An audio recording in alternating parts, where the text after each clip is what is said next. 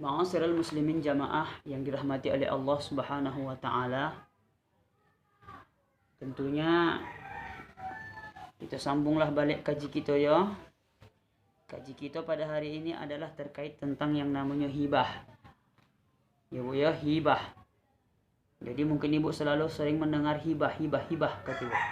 Beda hibah, beda maghibah bah. Ya. Hati-hati kita mengucapkannya. Beda hibah, beda maghibah.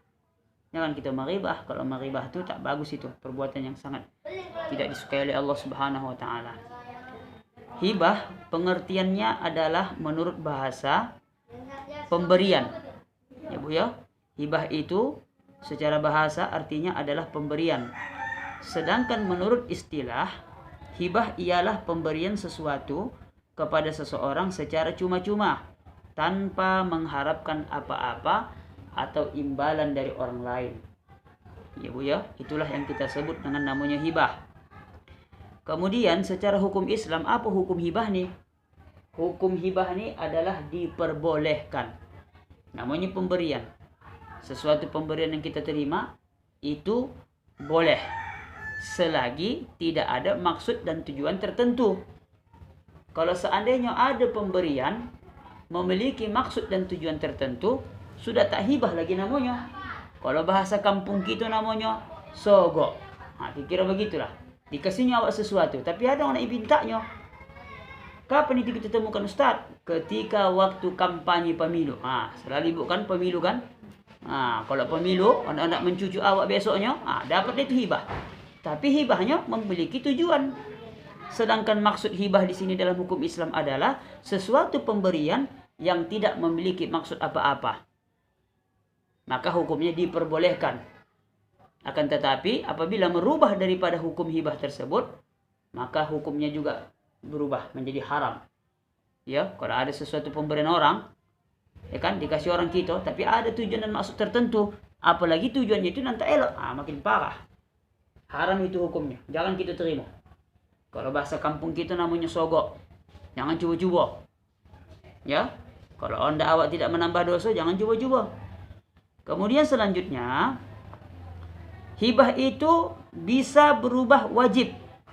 Contohnya misalkan hibah suami kepada istri dan anak-anaknya, hukumnya adalah wajib. Tapi sesuai dengan kemampuan.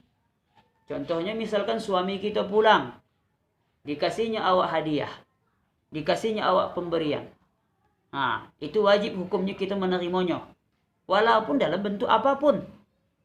Jangan tengok mantapnya, okenya, berapa harganya, bermerek. Contohnya misalkan suami kita membeli kita baju. Jangan tanya berapa harganya, jangan tanya berapa mereknya, jangan tanya segala macam. Yang penting terima. Karena itu adalah merupakan pemberian suami.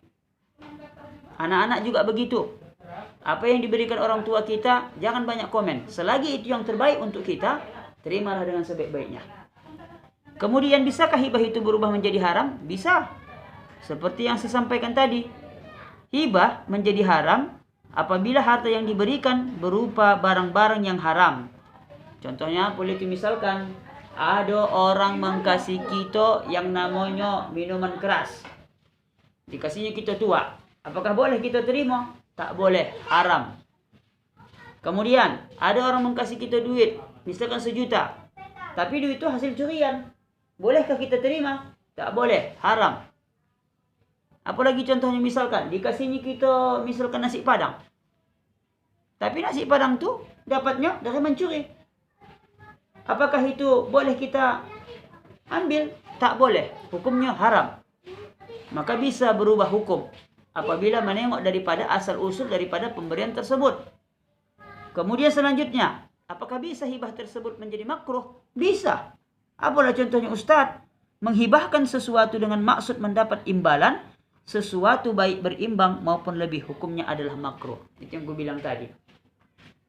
Kita memberi sesuatu akan tetapi ada maksud yang tertentu. Ya, tak ikhlas dia kalau bahasa kampung kita.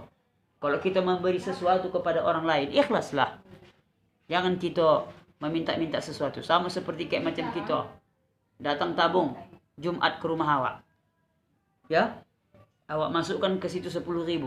Kalau ikhlas, alhamdulillah dicatat oleh Allah Subhanahu wa taala. Ya kalau tak ikhlas, ya, kalau tak ikhlas, itu yang bahaya tuh. Pahala yang kita dapatkan tadi bisa terhapus seperti apa? Debu yang bertebaran. Begitulah kata hadis Rasulullah sallallahu alaihi wasallam. Kemudian selanjutnya, ya, ada beberapa rukun hibah.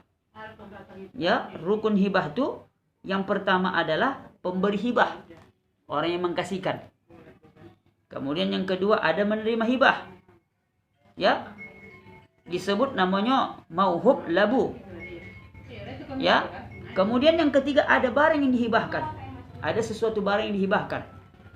Kemudian selanjutnya penyerahan. Nah, itu yang kita sebut dalam bahasa Arabnya namanya ijab qabul. Jangan ibu pikir nikah saja ijab qabul. Yang lainnya pun ijab qabul. Contohnya misalkan kita membeli sesuatu barang. Kita beli ke kode. Wah, aku hendak beli cabai ni.